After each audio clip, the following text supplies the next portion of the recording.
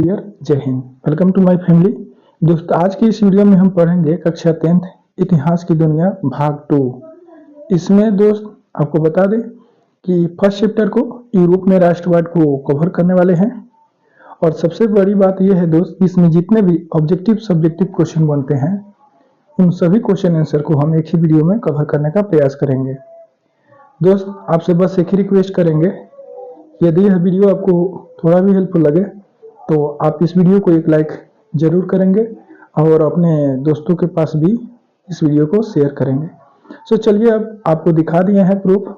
अब एक एक करके क्वेश्चन आंसर को करते हैं तैयार। तो चलिए दोस्त, आपका फर्स्ट क्वेश्चन है, यहाँ पे आप देख सकते हैं, इटली एवं जर्मनी वर्तमान में किस महादेश के अंतर्गत आता है। तो यहाँ पे जो क्वेश्चन लगाया गया है ये मैंने ही लगवाया है, आप देख सकते हैं। तो इसका आंसर हो जाएगा यूरोप में। क्या हो जाएगा मेरे मित्र? यूरोप में। चलिए क्वेश्चन नंबर 2 है, फ्रांस में किस शासक वंश की पुनर्स्थापना वियना कांग्रेस के द्वारा की गई थी। तो यहाँ पे ऑप्शन ग हो जाएगा बुर्बो वंश। कौन सा? बुर्बो वंश हो जाएगा। क्वेश्चन नंबर 3 है, मेजनी का संबंध किस संगठन से था। तो कार्बोनरी संगठन से था। इसका आंसर ऑप्शन ख हो जाएगा। क्वेश्चन नंबर 4 है, इटली एवं जर्मनी के एकीकरण के विरुद्ध निम्नलिखित में से कौन था। तो इसके विरुद्ध में कौन था? तो ऑस्ट्रिया था। ऑप्शन ग। क्वेश्चन नंबर अगला है 5 नंबर, काउंट काबूर को विक्टर एनिमुअल ने किस पद पर नियुक्त किया था। तो दोस्त प्रधानमंत्री के पद पे। गैरिबाल्डी पेशे में क्या था? तो एक प्रकार का नाविक था। ठीक है। जर्मनी ईरान राज्य का निर्माण किसने किया था। तो नेपोलियन बोनापार्ट के द्वारा किया गया था। अगला क्वेश्चन है आपका, जलवेरियन एक संस्था थी, तो ये किसकी संस्था थी। तो ये व्यापारियों की एक प्रकार की संस्था थी। अगला है आपका, रक्त एवं लौह की नीति का अवलंबन किसने किया था। तो अगर हम दिल्ली सल्तनत की बात करें तो अलाउद्दीन खिलजी हो जाएगा, लेकिन यहाँ पे जो है बिस्मार्क ने किया था। किसने किया था? बिस्मार्क ने किया था।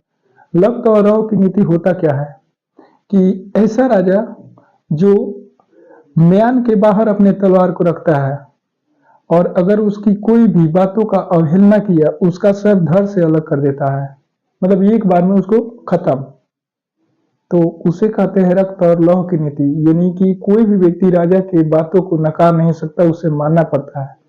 और अलाउद्दीन खिलजी ने ही सिजदा और पैबोस की नीति लागू किया था, मतलब कि आप सिर झुका करके अपने ओठों से उसके पैर को चूम करके प्रणाम करेंगे, ये होता है सिजदा। और पैबोस का मतलब होता है पैर छू के प्रणाम करना।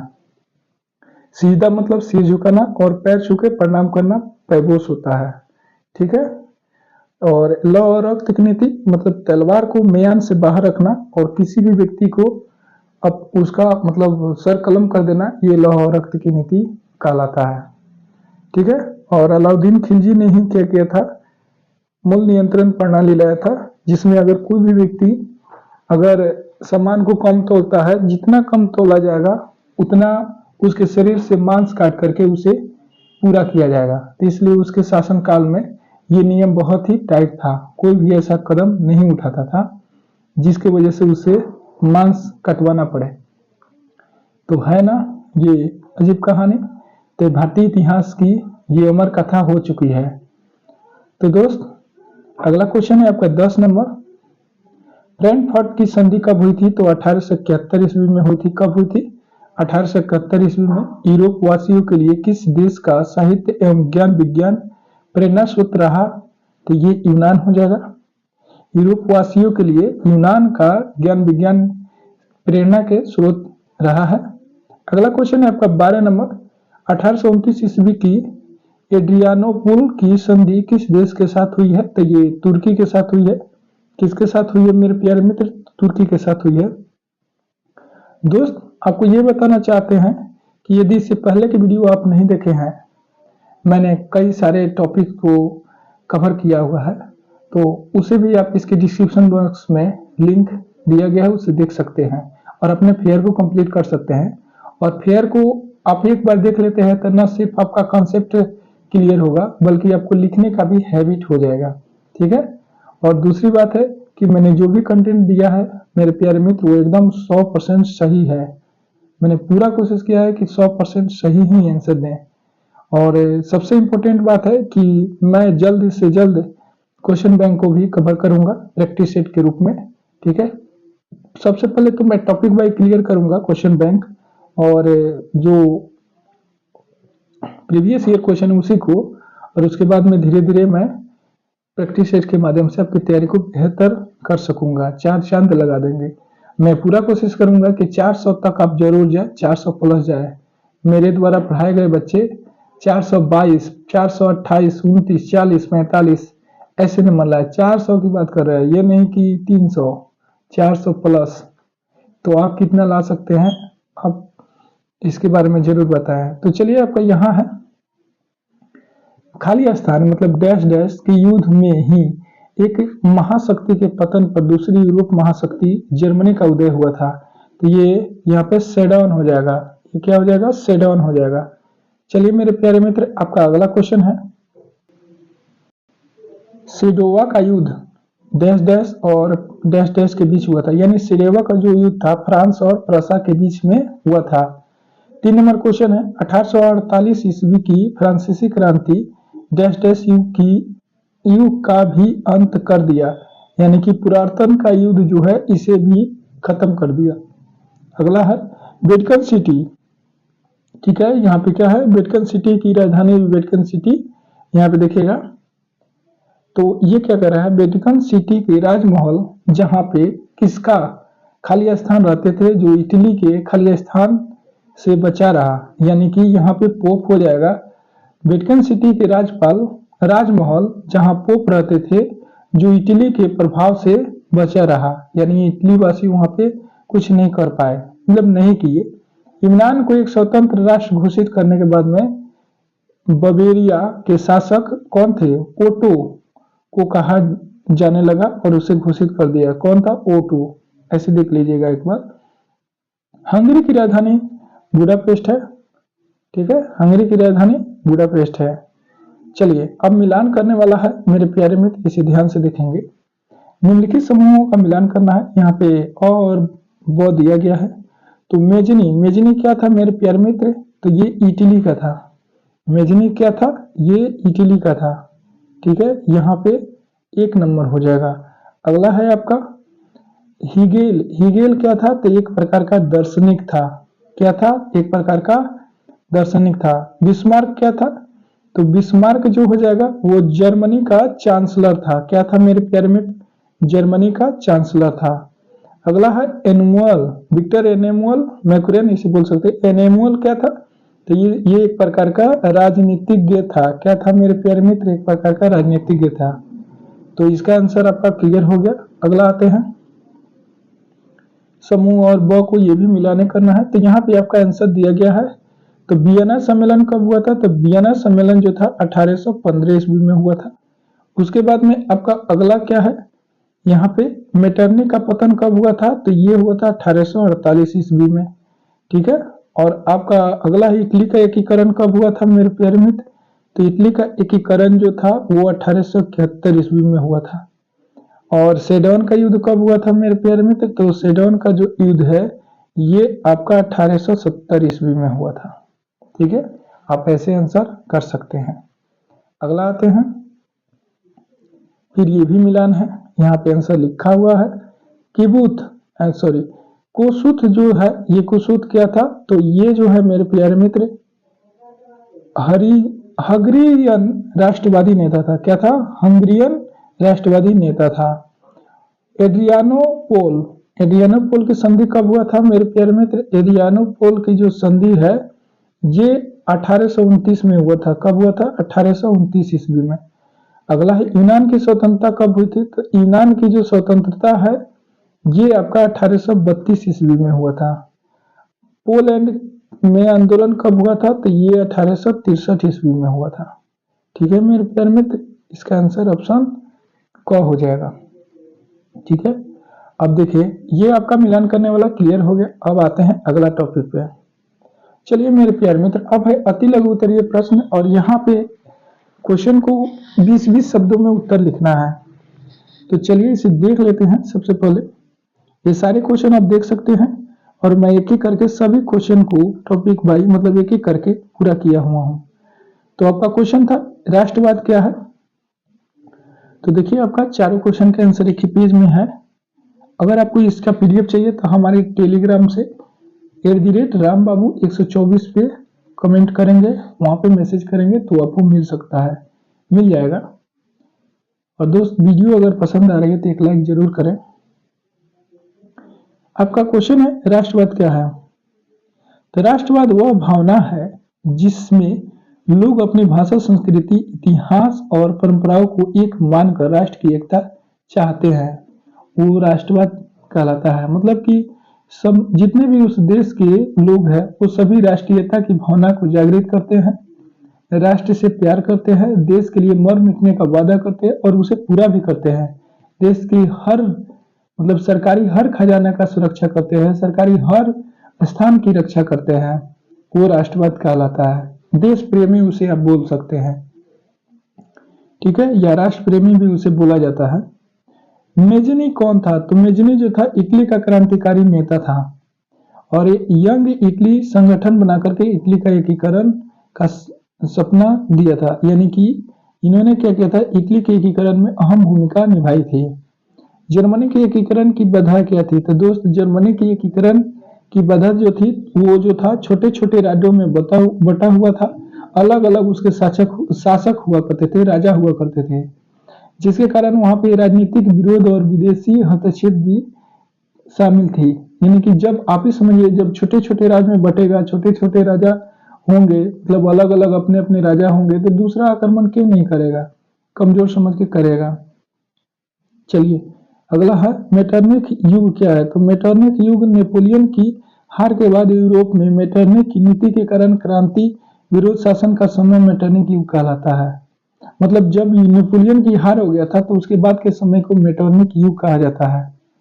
तो दोस्त अब हम आपका जो क्वेश्चन है, अब यहाँ पे आपका अति लघु उत्तरीय खत्म हो गया, अब लघु उत्तरीय है। अब इसे देख लेते हैं। 1848 से क्वेश्चन है आपका।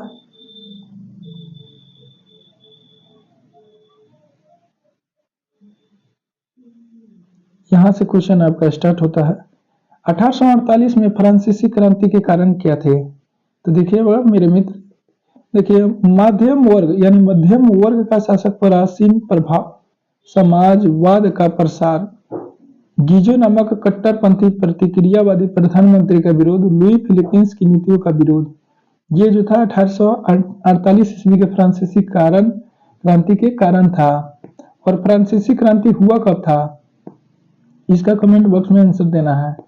तो देखिए आप इसे टॉपिक को पॉइंट वाइज लिख सकते हैं। इसे 1 नंबर लिखिएगा, इसे क्या लिखना है, 1, इसे 2, इसे 3 और इसे 4 पॉइंट में आप आंसर लिखेंगे तो आपका एकदम सोकर नंबर मिलेगा, 2 नंबर, ठीक है, क्योंकि ये 2 नंबर का ही क्वेश्चन होता है। अगला है इटली जर्मनी के एकीकरण में ऑस्ट्रिया की भूमिका क्या थी। तो ऑस्ट्रिया द्वारा इटली के कुछ भागों पर आक्रमण किया जाने लगा, जिसमें सर्डिनिया के शासक चार्ल्स एल्बर्ट की पराजय हो गई। ऑस्ट्रेलिया के हस्तक्षेप से इटली में जनवादी आंदोलन को कुचल दिया गया और मेजनी की हार हो गई, जिसके कारण धीरे धीरे इटली में जन जागरूकता और राष्ट्रीयता की भावना बढ़ने लगी और उसके बाद में जर्मनी राज्य में बढ़ते हुए विद्रोह को ऑस्ट्रिया और प्रशास में मिला करके दबा दिया गया। तो ये इटली और जर्मनी के एकीकरण की मुख्य भूमिका रही थी। आप देख इसे एक बार और सुनिएगा तो आपका जो है ये टॉपिक क्लियर हो जाएगा, तो समझ पाए होंगे। इसे एक बार और जरूर देखेंगे। देखिए दोस्त, अगर आपको समझ में नहीं आ रहा है तो एक बार 2 बार उसे सुनेंगे तो आपको क्लियर हो जाएगा, ठीक है। अगर मैं बार बार पढ़ूंगा ना तो बहुत दोस्तों को बोरिंग लगेगा, ठीक है, तो इसे आप रिपीट करके पीछे देख सकते हैं। 3 नंबर के क्वेश्चन पे चलते हैं। और बार बार पढ़ने से ये वीडियो भी तो लंबी हो जाएगी, आप लोग छोड़ देते हैं। यूरोप में राष्ट्रवाद को फैलाने में नेपोलियन बोनापार्ट किस तरह का सहायक हुआ था। तो अगर हम बात करें नेपोलियन के बारे में तो नेपोलियन बोनापार्ट जो था प्रथम, नेपोलियन बोनापार्ट को प्रथम बोला जाता है। नेपोलियन बोनापार्ट ने जब इटली पर अधिकार किया तो उसने छोटे छोटे राज्यों का अंत कर दिया, मतलब इन सभी को मिलाकर के एक राज्य बना दिया उसने।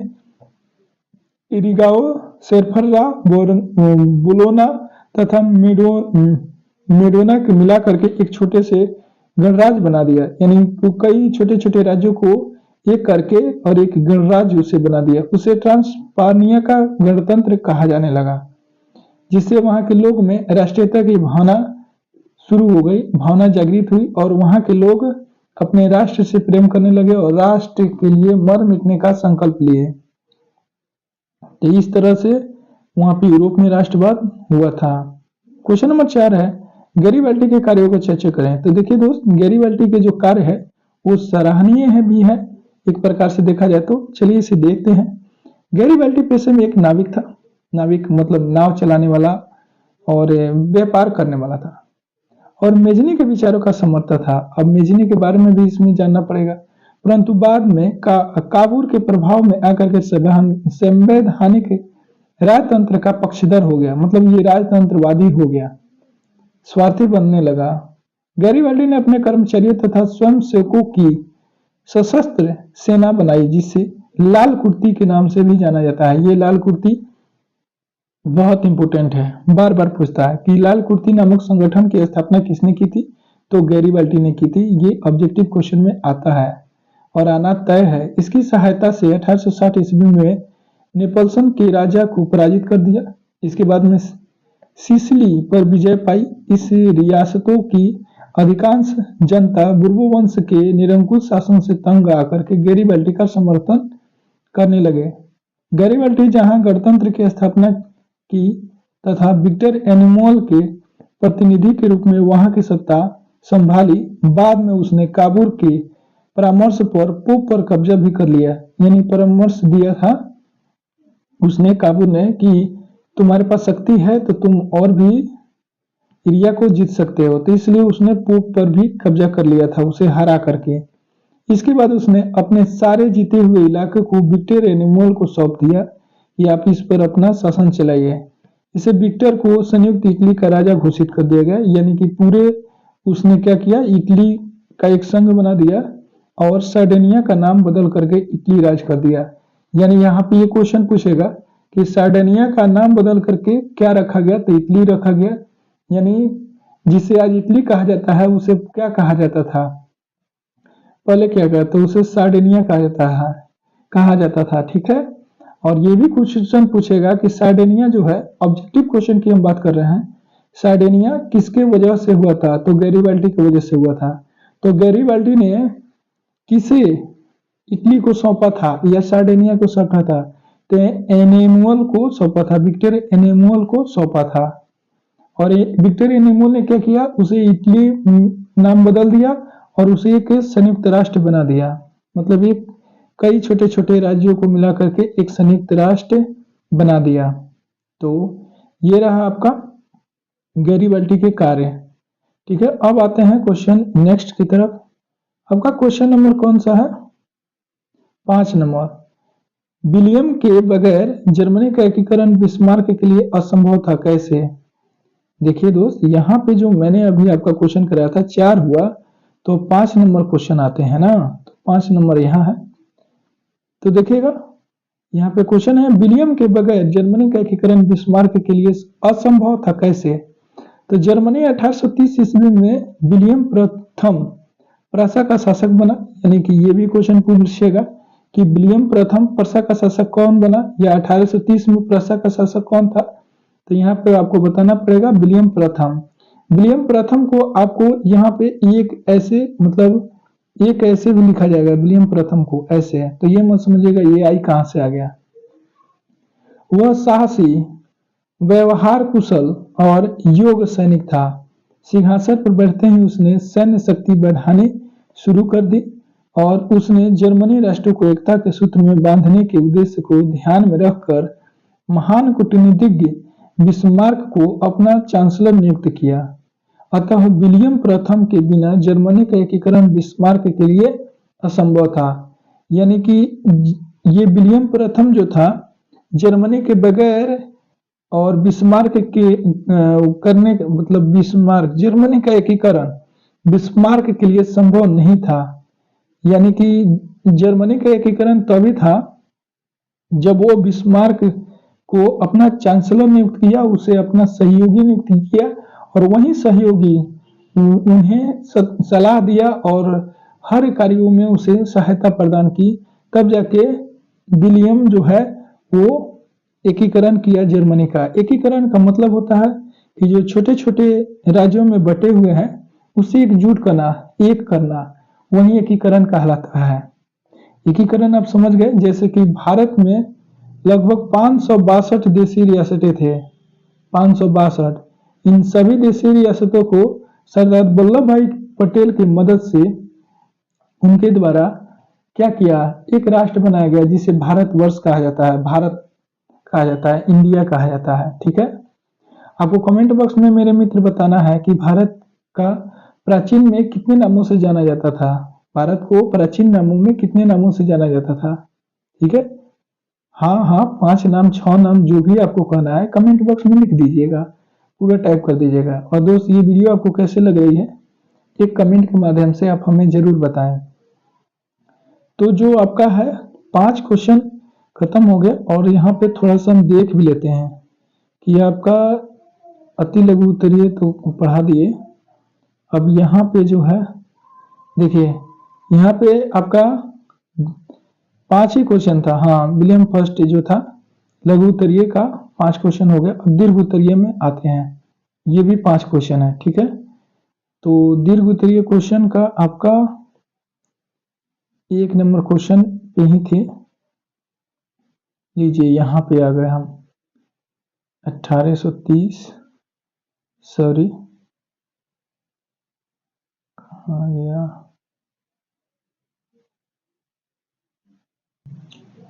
चलिए मेरे प्यारे मित्र, इटली के एकीकरण में मेजनी, काबूल और गैरीबाल्डी के योगदान के बारे में बताएं। अभी जो क्वेश्चन मैंने आपको समझाया है उसी के आधार पर इसका आंसर लिखना है। मेजनी काबूल का योगदान, मेजनी साहित्यकार, गणतांत्रिक विचारों का समर्थन और युग सेनापति भी था। सबसे पहले तो ये आप जान लीजिए, ऑब्जेक्टिव में पूछेगा कि मेजनी का जो था समर्थक कौन था और सेनापति कौन था।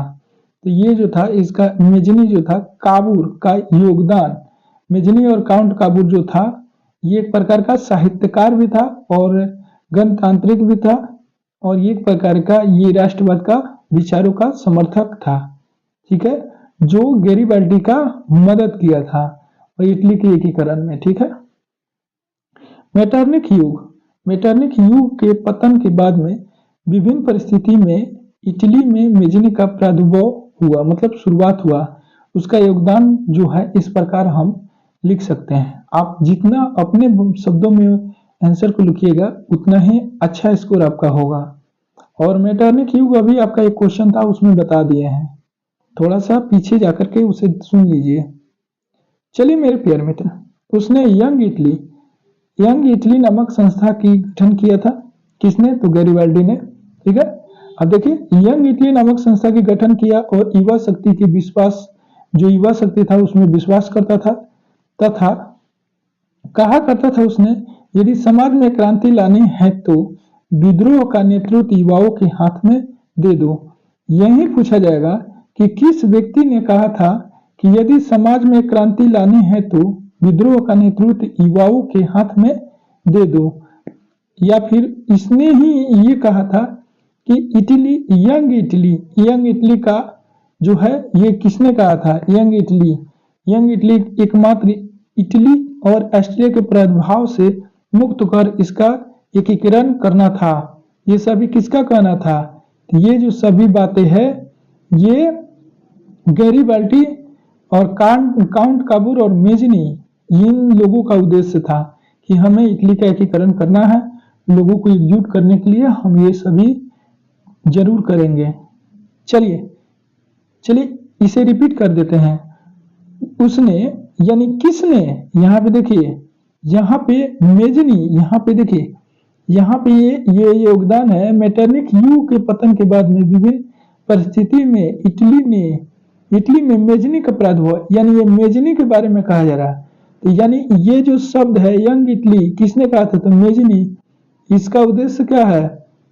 और यहाँ पे यदि समाज में क्रांति लानी है तो विद्रोह का नेतृत्व युवाओं के हाथ में दे दो, ये किसने कहा था? तो मेजनी ने कहा था। अगर आपको समझ में नहीं आया तो एक बार रिपीट करके देख लो ना मेरे भाई। तो ये सब मेजनी का कहना है, ठीक है। अब तो आगे बढ़ने दो। चलिए, यंग इटली का एकमात्र उद्देश्य इटली को ऑस्ट्रिया के प्रभाव से मुक्त करना तथा उसका एकीकरण करना था। ये सभी मेजनी का था। उसने जनता जनार्दन तथा इटली का नारा बुलंद किया।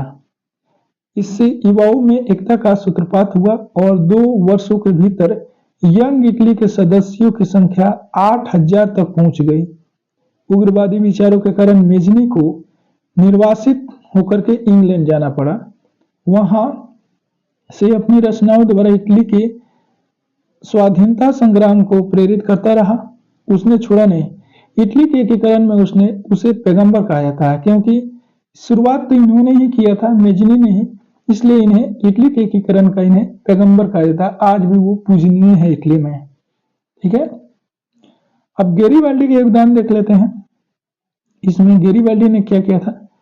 काउंट काब्रू और गेरिबाल्डी के योगदान। तो सबसे पहले देखिए, गेरिबाल्डी को इटली का तलवार कहा जाता है। ये देखिए, इटली का तलवार किसे कहा जाता है? तो गेरिबाल्डी को कहा जाता है। ये एक क्वेश्चन बनेगा। लाल कुर्ती नामक संगठन की स्थापना किसने की? तो गेरिबाल्डी ने ही की। नवयुवकों का संगठन काम किया। इसकी सहायता से 1807 ईस्वी में नेपल्सन के राजा को पराजित कर दिया और बाद में सिसिली और पोप को अपने कब्जे में ले लिया। इसके बाद गैरीबाल्डी ने अपने सारे जीते हुए इलाकों को विक्टर एनेमोल को सौंप दिया और विक्टर को इटली का राजा घोषित कर दिया। और विक्टर ने क्या किया?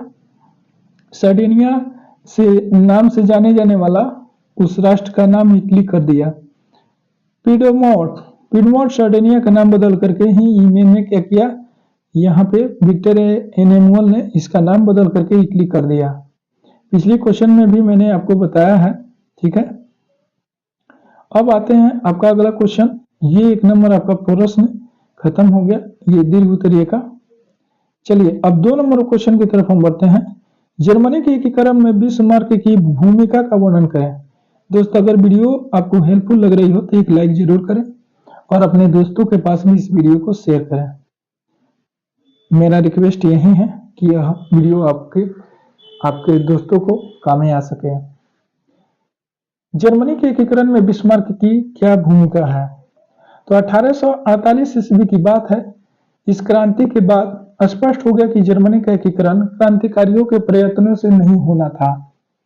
उसकी एकीकरण एक सैन्य शक्ति प्रधान साम्राज्य के रूप में शासकों द्वारा होना था और इस कार्य को पूरा किया गया। किसके द्वारा? तो बिस्मार्क के द्वारा। किसके द्वारा पूरा किया गया? तो बिस्मार्क के द्वारा इसे पूरा किया गया। जनवरी 1830 में विलियम प्रथम, ठीक है, विलियम प्रथम प्रथा, यहाँ पे प्रथा का शासन बना, यानी यहाँ पे प्रसा होगा, यहाँ पे प्रथा लिखा गया है, प्रसा, ठीक है, यहाँ पे प्रसा आप लिख लेंगे।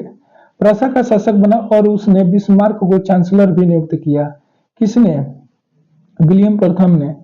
बिस्मार्क प्रसा के नेतृत्व में जर्मनी का एकीकरण करना चाहता था, पर ऑस्ट्रिया उसका विरोध कर रहा था। बिस्मार्क जर्मनी एकीकरण के लिए सैन्य शक्ति के महत्व को समझा था, अतः इसके लिए उसने रक्त और लौह की नीति का अवलंबन भी किया था। ये आपको रक्त और लौह की नीति ऑब्जेक्टिव क्वेश्चन के जरिए मैंने आपको बहुत अच्छे तरीका से समझाया है। रक्त और लौह की नीति मतलब वो किसी का भी खून कर देगा, खून पसीना एक कर देगा, मार देगा, जो भी उसका बात नहीं मानेगा। उसने अपने देश में अनिवार्य सैन्य सेवा लागू किया। बिस्मार्क ने अपनी नीतियों से प्रसा का सुदृढ़ किया और इस कारण प्रसा ऑस्ट्रिया से किसी मायने में कम नहीं रहा। तब बिस्मार्क ने डेनमार्क, ऑस्ट्रिया और फ्रांस के साथ युद्ध कर जर्मनी का एकीकरण करने में सफलता भी प्राप्त की। यानी ये ऑस्ट्रिया और फ्रांस से जब युद्ध नहीं करता तो जर्मनी का एकीकरण संभव नहीं था, ठीक है। तो ये किसने किया था मेरे प्यारे मित्र? तो ये जो था बिस्मार्क ने किया था। तो बिस्मार्क ने जो है ऑस्ट्रिया और फ्रांस से युद्ध कर युद्ध जीता और उसके बाद में ये क्या किया? जर्मनी का एकीकरण किया। तो आपका 2 नंबर क्वेश्चन कंप्लीट हुआ। अब हम 3 नंबर क्वेश्चन की तरफ आ चुके हैं। राष्ट्रवाद के उदय के कारणों एवं प्रभावों की चर्चा करें। राष्ट्रवाद के बारे में हमने काफी कुछ आपको समझा दिया है, बता दिया है, फिर भी इसका आंसर आप ऐसे लिखेंगे। राष्ट्रवाद, राष्ट्रवाद का मतलब होता है देश से प्रेम। मतलब देश से प्रेम आप कैसे करते हैं, कैसे देश की सुरक्षा आप कर सकते हैं, वही राष्ट्रवाद कहलाता है। राष्ट्रवाद आधुनिक विश्व की राजनीतिक जागृति का प्रतिफल है। यह एक ऐसी भावना है जो किसी विशेष भौगोलिक, सांस्कृतिक या सामाजिक परिवेश में रहने वाले लोगों में एकता के सूत्र में बांधता है, एकता का वाहक होता है। उसे ही हम क्या समझते हैं, राष्ट्रवाद कहते हैं। ठीक है, और इसके जो कारण है निम्नलिखित है, जो इस प्रकार है, आप लिख सकते हैं। पॉइंट दे दे करके आप लिखेंगे तो आपका नंबर नहीं घटेगा, आपका स्कोर बढ़ेगा। अगर आपको 400 प्लस नंबर लाना है तो इन सभी प्रश्नों को आपको समझना ही होगा। अब बार बार इसे देखेंगे तो आपका अच्छा स्कोर होगा, और समझने के बाद एक बार अपने से लिखेंगे, फिर समझेंगे, फिर लिखेंगे। यूरोप में पुनर्जागरण, पहला पॉइंट है। पुनर्जागरण के कारण कला साहित्य, पुनर्जागरण, जागरण का मतलब क्या है कि लोगों में जागृति जगाना, साहित्य, विज्ञान इत्यादि पर गहरा प्रभाव पड़ा और लोगों के दृष्टिकोण में परिवर्तन हुआ। इससे राष्ट्रवाद का बीजारोपण हो गया और लोगों के अंदर राष्ट्रवाद की भावना जागृत हो गई। अगला पॉइंट है फ्रांस की राजक्रांति। फ्रांस में जो राजक्रांति हुआ था, इसका कारण भी इसमें सराहनीय है।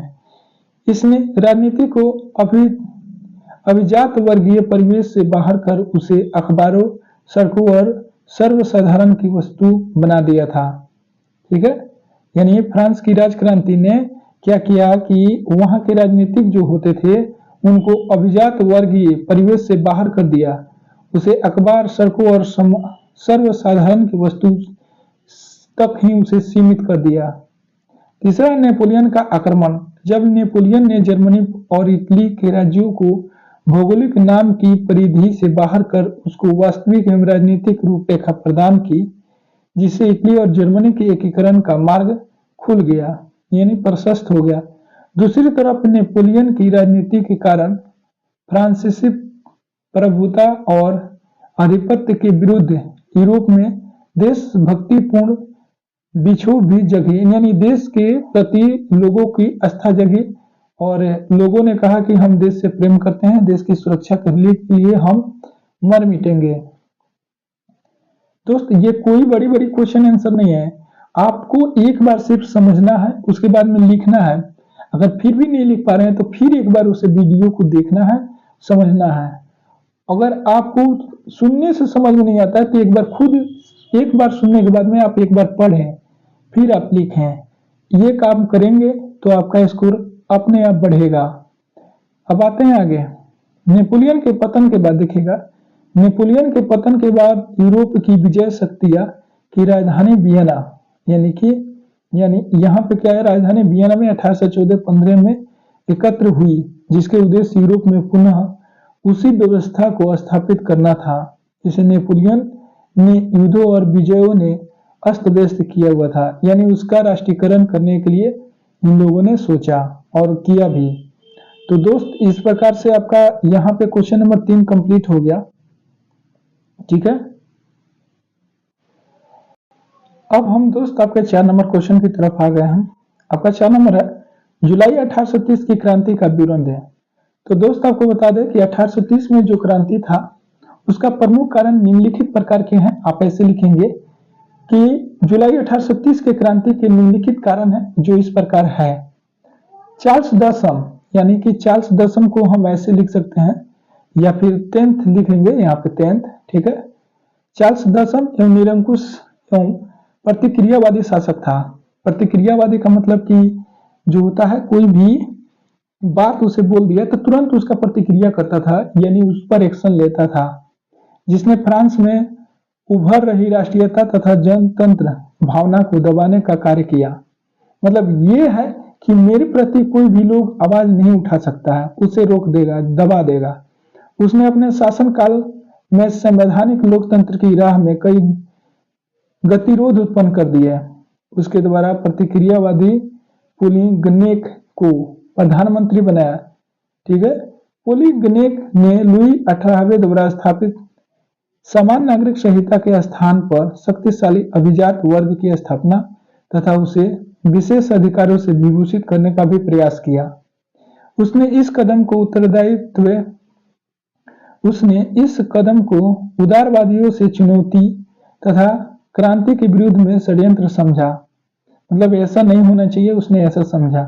प्रतिनिधि सदन एवं दूसरे उदारवादियों ने पोलिनगनेक के विरुद्ध गहरा असंतोष प्रकट हो गया। इन दोनों में संतोष की भावना खत्म होने लगी।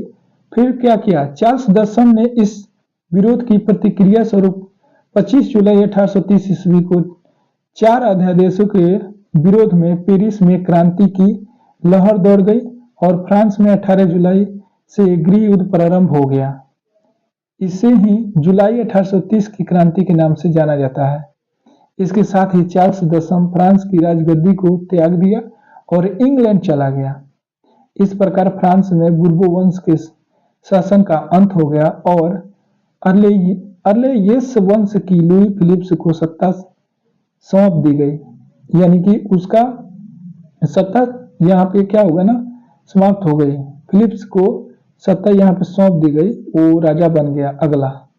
ठीक है, तो ये आपका 1830 की क्रांति का यही विवरण है। यहाँ पे आपको कुछ नहीं याद हो तो ये वाला जो पॉइंट है यहाँ पे ये याद होना चाहिए कि 25 जुलाई 1830 ईस्वी को इन्होंने जो 4 अध्यादेश जारी किया, इसमें क्या था, 4 अध्यादेश के विरोध में पेरिस की क्रांति की लहर दौड़ी। यानी 4 अध्यादेश वो क्या था, जिसमें लोगों के प्रति आस्था या विश्वास की बात है। 18 जुलाई से गृह युद्ध प्रारंभ हो गया। यानी गृह युद्ध का मतलब लोगों में एक दूसरे के प्रति हिंसा की भावना जग गई। और यही जो है ये क्या हुआ, अंत में जो वहां के राजा होता था वो फ्रांस की गद्दी को छोड़ करके इंग्लैंड चला गया और इस प्रकार फ्रांस में बुर्बो वंश का क्या हो गया, शासन का अंत हो गया। यानी वो खत्म हो गया और ये अर्लियस वंश की लुई फिलिप को सत्ता सौंप दी गई। मतलब वहां का अगला राजा ये बन गया। ठीक है, अगला है आपका, देखिएगा 5 नंबर क्वेश्चन है, यूनानी स्वतंत्रता आंदोलन का संक्षिप्त विवरण दे। तो चलिए इसे भी हम देख लेते हैं। यूनानी स्वतंत्रता आंदोलन यूनानी तुर्की साम्राज्य के अधीन था। ये समझ लीजिए, यूनान जो था तुर्की साम्राज्य के अधीन था। फलतः तुर्की शासक से स्वयं को अलग करने के लिए आंदोलन चलाए जाने लगे। यूनान सारे यूरोपवासियों के लिए प्रेरणा एवं सम्मान का पर्याय था, जिसकी स्वतंत्रता के लिए समस्त यूरोप के नागरिक अपनी सरकार की तटस्थता के बावजूद भी उद्यत थे। इंग्लैंड का महान कवि लॉर्ड बायरन यूनानियों की स्वतंत्रता के लिए यूनान में ही शहीद हो गया। इससे यूनान की स्वतंत्रता के लिए संपूर्ण यूरोप में सहानुभूति की लहर हुई, दौड़ गई। लोग देश के एकता लाने के लिए राष्ट्रीयता की भावना जागृत किए। इधर रूस में भी अपनी साम्राज्यवादी महत्वाकांक्षा तथा धार्मिक एकता के कारण यूनान की स्वतंत्रता का पक्षधर बनते चला गया। यूनान में स्थिति तब विस्फोट बन गई जब, पैराग्राफ चेंज करके ही आप लिखेंगे, यूनान में स्थिति जब विस्फोट हुई तब विस्फोट हुई जब तुर्की शासक द्वारा यूनानी स्वतंत्रता संग्राम में संलग्न लोगों को बुरी तरह कुचलना शुरू कर दिया। 1821 ईस्वी में अलेक्जेंडर पिच सिलांटी के नेतृत्व में यूनान में विद्रोह शुरू हो गया, परंतु वह मेटरनी के दबाव में खुलकर सामने नहीं आ पा रहा था। परंतु जब जार निकोलस आया तो उसने खुलकर यूनानियों का समर्थन किया। यानी वो डरता था। पहले अप्रैल 1826 ईस्वी में ग्रेट ब्रिटेन और रूस में एकता समझौता हुआ। फिर वे तुर्की यूनान विवाद के मध्यस्थता करने लगे। यानी कि धीरे धीरे उनका अब वर्चस्व बढ़ने लगा और वो समझने लगे कि नहीं, हम कुछ कर सकते हैं, राष्ट्रीयता की भावना जागृत कर सकते हैं। फ्रांस का राजा चार्ल्स दसम की यूनानी स्वतंत्रता में दिलचस्पी लेने लगा। मतलब वो उसमें लगन से काम करने लगा। 1827 ईस्वी में लंदन में एक सम्मेलन हुआ जिसमें इंग्लैंड, फ्रांस तथा रूस ने मिलकर तुर्की के खिलाफ तथा यूनान के समर्थन में संयुक्त कार्यवाही करने लगा। ठीक है, निर्णय लिया। इस प्रकार तीनों देशों के सेना नवारियनों की खाड़ी में तुर्की के खिलाफ एकत्र हुए। युद्ध में तुर्की की सेना पराजित तो हो गई और अंततः 1829 ईस्वी में एड्रियानोपल की संधि हुई। जब युद्ध समाप्त होता है तो उसमें संधि की शर्तें रखी जाती है, नहीं तो उसको साफ खत्म कर दिया जाता है, बर्बाद कर देता है। तो इसलिए जब हार मान लेता है कोई व्यक्ति तो उसे झुकना पड़ता है, वो अगला जीता हुआ व्यक्ति जो कहता है उसे मानना पड़ता है, जिसके तहत तुर्की की नाम मात्र की प्रभुता में यूनान को स्वायत्तता देने की बात हुई। परंतु यूनानी राष्ट्रवादियों ने संधि की बातों को मानने से इनकार कर दिया।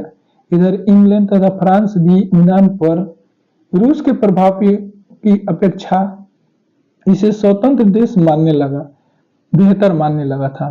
फलतः 1832 ईस्वी में यूनान को एक स्वतंत्र राष्ट्र घोषित कर ही दिया गया। बवेरिया के शासक ओटो को स्वतंत्र यूनान का राजा घोषित कर दिया गया।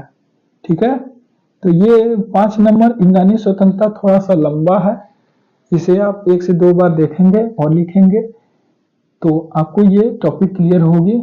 और देखिए दोस्त, एक बार सुनिए वीडियो को और फिर लिखिए, लिखने से ही आपका अभ्यास होगा। ठीक है, तो इस टॉपिक में 5वां क्वेश्चन सबसे बड़ा रहा। ठीक है, अब देखिए दोस्त, अब हम आपको बताना चाहते हैं कि इसमें कुछ ऐसे भी क्वेश्चन हैं जो कि आपको क्या है कि नहीं दिया गया है, लेकिन आप इन क्वेश्चनों को रक्त और तलवार की नीति किसने अपनाई थी, तो बिस्मार्क ने एकीकरण के बाद रक्त और तलवार की नीति अपनाई थी, इसे आप देख लेंगे। ये भी क्वेश्चन बन सकते हैं, मैंने इसे इकट्ठा किया हुआ है। ठीक है, मैंने जो क्वेश्चन आपके बुक में है उन क्वेश्चनों को मैंने आपको पढ़ करके बता दिया, समझा दिया। ठीक है, और यहाँ पे मैंने 10 क्वेश्चन ऐसे ऐड किए हैं जो बनने की संभावना हो रही है, जो आपकी किताब में नहीं है। ठीक है, तो ये आप खुद से एक बार पढ़ लेंगे, रीड कर लेंगे। उदारवादी राष्ट्रवाद को किस रूप में देखते हैं, ये क्वेश्चन इंपॉर्टेंट है, VVI में रख लीजिए। ठीक है, तो दोस्त, मेरे पढ़ाए हुए बहुत से क्वेश्चन टकराते हैं और आप अपना एक सपोर्ट दें और इस चैनल से जुड़ करके अपनी तैयारी को और बेहतर करें। तो हम फिर मिलते हैं किसी नेक्स्ट वीडियो में। वीडियो देखने के लिए बहुत बहुत धन्यवाद। बेस्ट ऑफ लक, अपने तैयारी को और बेहतर कीजिए। ठीक है दोस्त, चलिए, धन्यवाद।